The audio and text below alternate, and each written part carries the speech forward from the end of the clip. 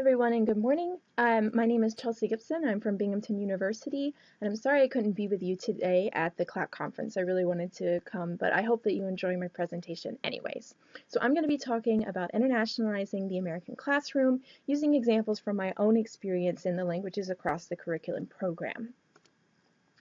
Now, I am an American historian by training, well, almost training. I'm still in the PhD. But there's currently a huge push to internationalize American history. There's a lot of influence from a new framework called U.S. in the World, where historians are really pushing American history teachers to get students to understand and appreciate the broader forces that influence the United States. So be them political, cultural, social, or economic. We're really trying to help students understand how the United States has shaped the world, which is often something that they kind of have already been exposed to, but also how the world has shaped the United States and how the world itself has helped change domestic issues and domestic things in the United States. So, while I think this is really important, it's really, really difficult to actually work into the curriculum, especially if you're a secondary or primary teacher where you have like a very structured kind of test-driven curriculum. And this is really difficult too as a university professor because there's just too much to get through. There's simply almost too much time. You barely make it to Reagan as it is as a modern historian. And if anybody teaches European or Chinese history, you can feel free to laugh at that. But it's really actually quite difficult to get through the regular course as it is, let alone try to internationalize it. So to kind of help with this challenge, I'm going to briefly share a couple of experiences that I've had with the LXC program at Binghamton. And I've used these as an LRS or a language resource specialist in various forms. And some of them I've used very frequently. I use almost every week in my classroom. Other ones I've only kind of toyed with the idea. But LXC is really great for these types of things because it uses a lot of small classes. So my students, I've had a class of 9 so far, I've had a class of 3, and I'm about to have a class of 14, which are much smaller, as you might imagine, than even, like my mom is a 4th grade teacher, and she has 23 kids in her class. So LXC is a really great kind of crucible of pedagogy, I guess you could call it, because it gives me more opportunity to have students interact, to try out different methods, to get them more engaged in discussion, to play with technology. So these are the things that I've learned in LXC that I'm going to share with you today. So I'm going to share 3 small ways that I've found that can help internationalize American history. These are, I think, really simple, really easy ways, and hopefully you could use them in modify them however you have to kind of integrate them into your classroom.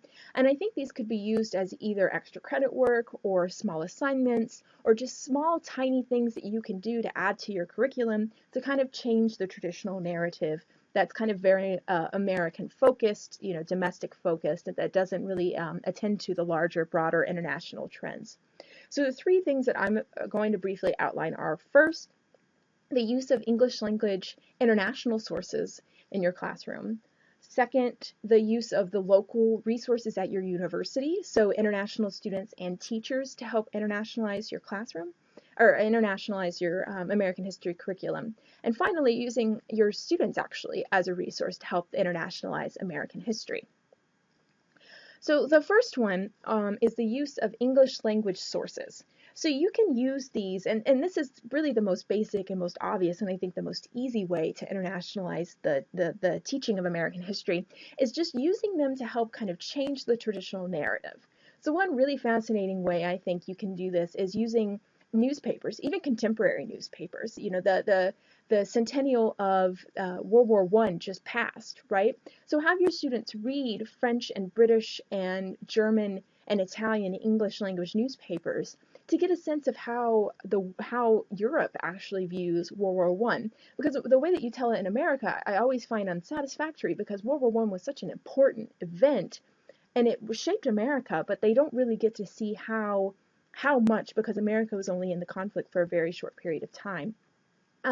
Another great resource if you are teaching like early American history is this book by David Armitage, which is called The Declaration of Independence of Global History, which shows the Declaration of Independence and how it was picked up by countries all over the world and revolutions all over the world to then kind of create the basis of their own nation. So it's a great way to show how an American event really shaped the world. And those are both ways that you can use English to still internationalize the history itself.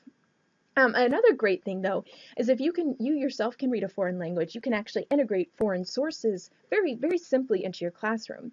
So like I can read Russian, and I like to integrate foreign war propaganda from the Russian Revolution or the First World War or the Second World War, and just putting those on a slide and kind of being able to translate them for your students, I think is a great way to just kind of bring the world into that classroom and see how Germany or France or, well, I guess England and Canada would be speaking English, but you can bring those into them and help them see how they saw the war or what their major problems were, or various other things like that. You can also use foreign commentary on American events. So I think what would be really fascinating is if you can read French, then bring in a French newspaper for the Civil War. Like how, what was France talking about with the Civil War? Or bring in newspapers for the American Revolution and kind of go back in there and find the documentation and share with your students, like, this is what everyone else thought about what was happening in the United States, which helps kind of like draw it out of that kind of narrow focus, which is really easy to do, I think, in the American Revolution because it was so important. But I think that's a much more difficult, maybe labor-intensive way. But I think the propaganda posters, especially, are a really great small thing that you can do. As my second point is the using your kind of international community that already exists on your campus as a resource. So at Binghamton, we have an enormous international student population and an international professor population. We have lots of adjuncts, we have lots of visiting professors, people who are on Fulbrights, who are here on campus. And I think that they are a fantastic resource to pull into your American history classroom, especially for 20th century history. So for example, I've had people, professors who actually grew up in the Soviet Union come and talk to my students about what life was like in the Soviet Union and what it was like for their parents. Because for students who were born in the 90s, where the Soviet Union never existed, they, one, have this idea of communism in the Soviet Union in a very specific way that they've kind of been brought into. But two, they may never ever interact with somebody who is living under like the communist regime. So I think it's a great way to kind of broaden their horizons and introduce them to people that they would maybe never talk to in any other kind of capacity, and help them understand kind of like a personal element of like such a major important part of American history, which was the Cold War, and kind of get an alternative view of that event, of that historical happening. Another great way to do this is to allow your students to actually go out and interview international students or international teachers. So for example, there may be people on campus who lived through the Vietnam War, who actually met American GIs, who maybe were part of like the airlift program to bring Vietnamese kids to the United States. Allow them to interview them and see what it was like, and kind of be able to see how American soldiers interacted with Vietnamese over there during the war, which is another great way of bringing kind of like a personal element and helping them see another side of the war, another kind of personal interaction that nevertheless kind of broadens their understanding of like an international international understanding of like an American historical event. Finally, you can use the students themselves as a resource, right? I mean, America is this kind of melting pot. America does have a lot of history just from immigration in this country. So if your students are recent immigrants or their families came over in the 19th century, that's a great resource to have them dig back into their own history and kind of explore broader themes that you will be talking about in your class, and allow them to like bring in that kind of international element themselves, right? So did their family come to Pennsylvania as Germans who worked in the mines, or as Eastern Europeans in the 19th century? That's a great opportunity. Or did they have, an uncle, a great uncle who brought back a foreign war bride? Get them to interview their family about that and share that with the class. And that helps them both appreciate their own history and appreciate the kind of international connections that they may not have realized that their family actually had, even if they've lived in America for 100 years.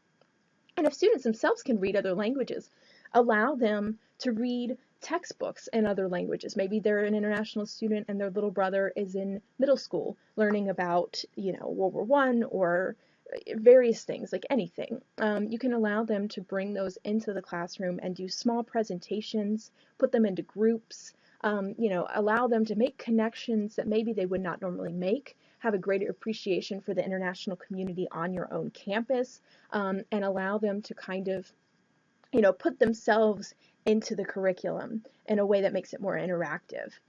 So I think, especially international students, I think it's a great way to kind of let them use their native language, which might make it easier and less stressful on them to do something that can kind of internationalize the history for everybody else who maybe doesn't speak Portuguese or doesn't speak Chinese or doesn't speak Russian or something like that.